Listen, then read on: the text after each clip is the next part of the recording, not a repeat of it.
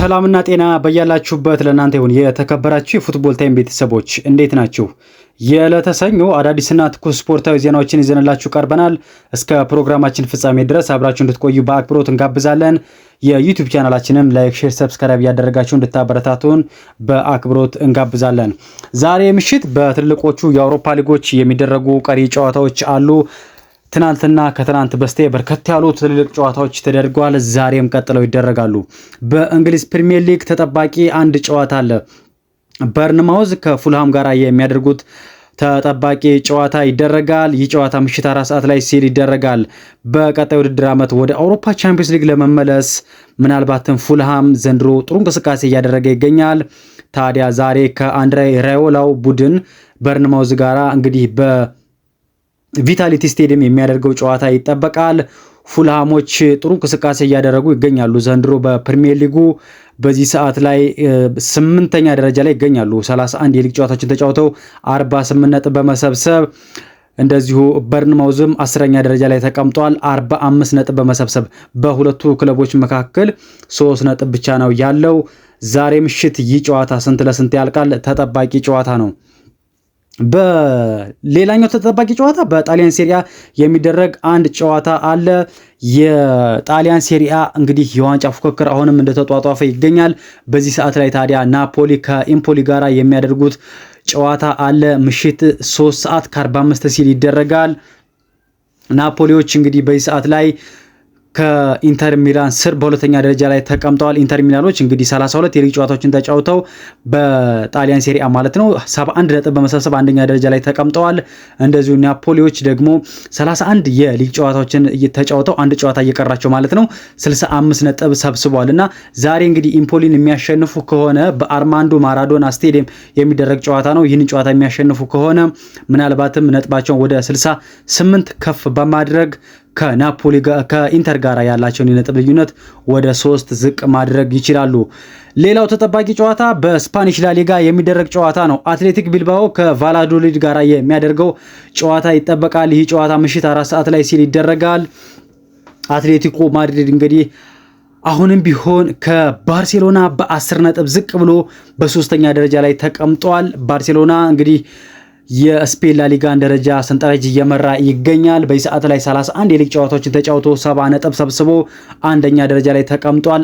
84 ጎሎችን አስቆጥሮ 29 ጎል ደግሞ ተቆጥሮበታል። እንደዚሁ ሪያል ማድሪድ በ31 የሊግ ጨዋታ እንደዚሁ 64 ጎሎችን አስቆጥሮ 31 ጎል ተቆጥሮበት እንደዚሁ 66 ነጥብ በመሰብሰብ ሁለተኛ ደረጃ ላይ ተቀምጧል። አትሌቲኮ ማድሪድ አንድ ቀሪ ጨዋታ አለው ዛሬ የሚያደርገው ጨዋታ ማለት ነው። 30 ጨዋታ ተጫውቶ 60 ነጥብ አለው። ምናልባትም ዛሬ ይህንን ጨዋታ ከቫላዶሊድ ጋር የሚያደርገውን ጨዋታ የሚያሸንፍ ከሆነ ከማድሪድ ጋር ያለውን ነጥብ ወደ 3 ማጥበብ ይችላል። ከባርሴሎና ጋር ያለውን የነጥብ ልዩነት ደግሞ ከ10 ነጥብ እንግዲህ አሁን ካላቸው ከ10 ነጥብ ወደ 7 ዝቅ ማድረግ ይችላል። ይህ ጨዋታ ምሽት 4 ሰዓት ላይ ሲል የሚደረግ ይሆናል። የማንቸስተር ዩናይትዱ የግብ ጠባቂ አንድሬ ኦናና በክረምቱ እንግዲህ ከማንቸስተር ዩናይትድ ይለቃል እየተባለ እየተገለጸ ይገኛል። አንድሬ ኦናና በማንቸስተር ዩናይትድ ቤት እንግዲህ በኤሪክ ቴን ሃግ ስር ከኢንተር ሚላን ከፈረመ በኋላ ጥሩ እንቅስቃሴዎችን ቢያደርግም ነገር ግን በዩናይትድ ቤት አሁንም ቢሆን ዋጋ የሚያስከፍሉ ስህተቶችን እየሰራ እንግዲህ ከዩናይትድ ቤት አሁን ላይ ምናልባትም የመውጣቱ ነገር እርግጥ እየሆነ የመጣ ይመስላል። በርከት ያሉ ሚዲያዎች እንደዘገቡት ከሆነ አንድሬ ኦናና ምናልባትም በክረምቱ የዝውውር መስኮት ከዩናይትድ የሚለቅበት አጋጣሚ ሰፊ ነው እየተባለ ይገኛል። ታዲያ አንድሬ ኦናና እንግዲህ ትናንትና ማንቸስተር ዩናይትድ ወደ ኒውካስል ሜዳ አቅንቶ 4-1 በሆነ ውጤት ተሸንፏልና እዚህ ጨዋታ ላይ አንድሬ ኦናና ከቡድኑ ሙሉ ለሙሉ ተቀንሶ ነበረ። በሱ ምትክ እንግዲህ ቱርካዊ ግብ ጠባቂ አልታይ ባይንደር ነበረ በዋና ግብ ጠባቂነት የጀመረው። ታዲያ እሱም ትናንትና 4 ጎሎች ተቆጥረውበታል። በተለይ የመጨረሻው 4ኛ ጎል ስትቆጠር የሱ ቀጥተኛ ስህተት ነበረና እንግዲህ ባይንደርም ትልቅ ጥያቄ ውስጥ የሚያስገባ ግብ ጠባቂ ነው። ኦናና ታዲያ ዛሬ ጠዋት እንግዲህ ወደ ማንቸስተር ዩናይትድ የልምምድ ማዕከል ሲጓዝ ማለትም ወደ ልምምድ ሲሄድ እንግዲህ ወኪሉን ይዞ እንደተጓዘ እየተገለጸ ይገኛል። ይህም የሆነበት ምክንያት እንግዲህ ትናንትና ከጨዋታው ሙሉ ለሙሉ የተቀነሰበትን ምክንያት ለማወቅና ከማንቸስተር ዩናይትድ ሰዎች ጋር ለመነጋገር ነው የሚሉ መረጃዎች እየወጡ ይገኛሉ። ታዲያ አንድሬ ኦናና በ2023 እንግዲህ ወደ ማንቸስተር ዩናይትድ ሳይመጣ በኢንተር ባለበት ጊዜ የሳውዲ ትልልቆቹ ክለቦች እንደ አልናስር፣ አልሂዳድ፣ አልአትሂድ የተባሉ ክለቦች ይህንን ግብ ጠባቂ ሲፈልጉት እንደነበረ እየተገለጸ ይገኛል። የሊቨርፑሉ ዋና አሰልጣኝ አርነ ስሎት እንግዲህ በሊቨርፑል ቤት የተዋበ ውድድር ዘመን እያሳለፉ ይገኛሉ። ታዲያ አንድ ሪከርድም የእጃቸው ማድረግ ችለዋል። በዚህ ሰዓት ላይ የሊቨርፑሉ ዋና አሰልጣኝ አርነ ስሎት እንግዲህ የመጀመሪያ 50 ጨዋታዎችን መርተው በሊቨርፑል ቤት 36ቱን ማሸነፍ ችለዋል። 50 ጨዋታዎችን መርተው 36 ጨዋታዎችን ማሸነፍ ችለዋል። እንግዲህ ይህም እንግዲህ በአንደኛ ደረጃ ላይ ያስቀምጣቸዋል። ጆ ፊንጋን የተባሉ አሰልጣኝ እንግዲህ የሊቨርፑል አሰልጣኝ 29 ጨዋታዎችን ነው ማሸነፍ የቻሉት 50 ጨዋታዎችን መርተው። እንደዚሁ ኬኒ ዳግሊሽ በሊቨርፑል ቤት የነበሩት አሰልጣኝ እንደዚሁ 50 ጨዋታዎችን መርተው 29 ጨዋታዎችን ነበር ማሸነፍ የቻሉት። የኮሞ ዋና አሰልጣኝ እንግዲህ ፋብሪጋዝ በኮሞ ቤት መቆየት እንደሚፈልግ ሀሳቡን ሰጥቷል። በሚመጣው በእኛ የክረምት የዝውውር ወይንም በፈረንጆቹ የበጋው የዝውውር መስኮት ሲከፈት ታዲያ ኤሲ ሚላን እና ሮማ ይሄንን አሰልጣኝ በቋሚነት እንግዲህ መቅጠር ይፈልጋሉ የሚሉ በርካታ መረጃዎች ሲወጡ ተመልክተን ነበረ።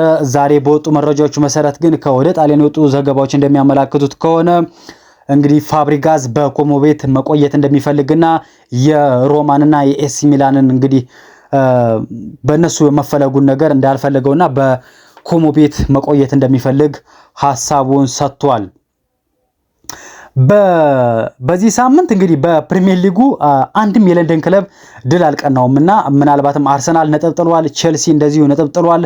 ዛሬስ ከበርንማውዝ ጋር የሚጫወተው ፉልሃም በእንግሊዝ ፕሪሚየር ሊግ የሚያደርገውን ጨዋታ ድል ያደርጋል ተብሎ ወይንም ነጥብ ያገኛል ተብሎ ይጠበቃል። ጥሩ አቋም ላይ እንደመገኘቱ ፉልሃም ታዲያ በዚህ ሳምንት ላይ አንድም የለንደን ክለብ በፕሪሚየር ሊጉ አንድም ጨዋታ አላሸነፈም። ዴክላን ራይስ በአርሰናል ቤት መቼም ዘንድሮ ድንቅ የውድድር ዘመናትን እያሳለፈ ይገኛል። በሁሉም የውድድር መድረክ 44 ጨዋታዎችን መጫወት ችሏል። ታዲያ 16 የጎል አስተዋጽኦችን አድርጓል። 7 ጎልና 9 አሲስቶችን ማድረግ ችሏል። ይህንን ማድረግ የቻለው በአሳለፍነው የውድድር ዓመት ነበረ። እንደዚሁ 16 የጎል አስተዋጽኦ ማድረግ ችሎ ነበረ። 9 አሲስቶችንና 7 ጎሎችን ማስቆጠር ችሎ ነበር አምናም። ታዲያ ይህንን ማድረግ የቻለው በ51 ጨዋታ ነበረ ባሳለፍነው የውድድር ዓመት ማለት ነው። ዘንድሮ ታዲያ በ44 ጨዋታዎች ነው 9 አሲስት እና 7 የጎል ማስቆጠር የቻለው። ዊሊያም ሳሊባ እንግዲህ ሐሳቡን ሰጥቷል። ከሪያል ማድሪዱ ጨዋታ በፊት ሐሳቡን ሲሰጥ ወደ ማድሪድ የምናቀናው እንግዲህ በፍርሃት አይደለም፣ ጨዋታውን ለማሸነፍና ወደ ቀጣዩ ዙር ለማለፍ ነው ሲል ሐሳቡን ሰጥቷል። እንግዲህ አርሰናሎች ሪያል ማድሪድን ኤምሬት 3-0 በሆነ ውጤት እንዳሸነፉት እናውቃለን እና ታዲያ ዊሊያም ሳሊባ ማሳቡን ሲሰጥ እንደተናገረው ከሆነ ወደ ሪያል ማድሪድ የምናቀናው ሰው ሚዲያው እንደሚያወራው በፍርሃት ሳይሆን ጨዋታውን ለማሸነፍ ድል ለማድረግ ነው ሲል ሐሳቡን ሰጥቷል። ቪኒሺየስ ጁኒየር በዚህ የክረምት ዝውውር መስኮት ከሪያል ማድሪድ የሚለቅ ከሆነ ሪያል ማድሪዶች የማንቸስተር ሲቲውን የፊት መስመር አጥቂ ኤርሊንግ ብራውት ሃላንድ ዋና ኢላማቸው ሊያደርጉት እንዳሰቡ እየተገለጸ ይገኛል። ታዲያ ኤርሊንግ ብራውት ሃላንድ በማንቸስተር ሲቲ ቤት እስከ 2030 ድረስ የሚያቆይ ኮንትራት እንዳለው እንግዲህ ይታወቃል። ታዲያ ማድሪዶች ይህንን ተጫዋች ማለትም ቪኒሺየስ ጁኒየርን የሚያጡት ከሆነ ኤርሊንግ ብራውት ሃላንድን ለማስፈረም ዋና ኢላማቸው እንደሚያደርጉ እየተገለጸ ይገኛል። ላሚን ያማል የባርሴሎናው የመስመር ተጫዋች በ2024-25 የውድድር ዘመን ብዙ ድሪብሎችን ያደረገ ብቸኛው ተጫዋች ነው። በርካታ ድሪብሎችን አድርጓል። 198 ድሪብሎችን በማድረግ በአውሮፓ ላይ አንደኛ ደረጃ ላይ የተቀመጠ ተጫዋች ነው። ሁለተኛ ደረጃ ላይ የተቀመጠው የማንቸስተር ሲቲው ተጫዋች ጀሬሚ ዶኩ ነው። እንደዚሁ 130 አሲስቶችን ድሪብል በማድረግ 130 ድሪብሎችን በማድረግ ሁለተኛ ደረጃ ላይ ተቀምጧል። እንደዚሁ ኪሊያን ኤምባፔ የባርሴሎናው የሪያል ማድሪድ የፊት መስመር ተጫዋች እንደዚሁ 129 አሲስቶችን ማድረግ ችሏል። ቪኒሲየስ ጁኒየር እንደዚሁ ከማድሪድ ቤት 125 ድሪብሎችን በማድረግ አራተኛ ደረጃ ላይ ሲቀመጥ፣ ኒኮ ዊሊያምስ የአትሌቲክ ቢልባኦ ተጫዋች 120 ድሪብሎችን ማድረግ ችሏል። የባየር ሊቨርኩሰኑ ዋና እንግዲህ ስራ አስኪያጅ የሆኑት ፍራንክ ክሮ የተባሉት እንግዲህ ሰውዬ ዣቪ አሎንሶ በባየር ሊቨርኩሰን ቤት እንዲቆይ እንፈልጋለን። ታዲያ ይህ እንዲሆን የምናስበው ሪያል ማድሪድ አርሰናልን ውጤቱን ቀልብሶ እንዲያሸንፍ እንፈልጋለን ሲሉ ሐሳባቸውን ሰጥተዋል። የሪያል ማድሪዱ ዋና አሰልጣኝ ካርሎ አንቸሎቲ እንግዲህ በዚህ የውድድር ዘመን ሲጠናቀቅ ከሪያል ማድሪድ ቤት እንደሚለቁ እየተገለጸ ይገኛል። በብራዚል ብሔራዊ ቡድን እንደሚፈለጉ ይታወቃል።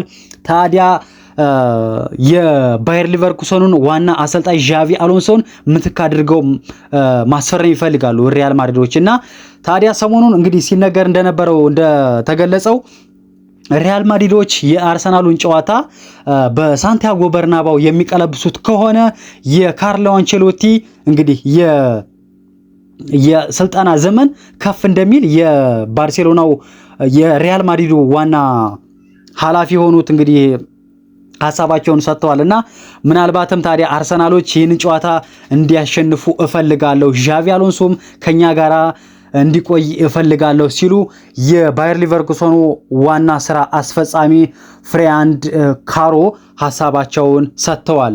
ቼልሲ በዘንድሮ ውድድር መድረክ እንግዲህ በፕሪሚየር ሊጉ ማለት ነው ብዙ እንግዲህ እድሎችን ያማከነ ክለብ ሆኗል። 73 እድሎችን በማማከን እንግዲህ በፕሪሚየር ሊጉ ቀዳሚው ክለብ ሆኗል። 73 እድሎችን ማማከን ችሏል የኢንዞ ማሬስካው ቡድን ቼልሲ። የተወደዳችሁ የፉትቦል ታይም ቤተሰቦች ለዛሬ ያዝንላችሁ ስፖርታዊ ዜናዎች እነዚህን ይመስሉ ነበር። በሌሎች ስፖርታዊ ዜናዎች እስክንገናኝ ድረስ በያላችሁበት ሰላምና ጤና ለእናንተ ይሁን።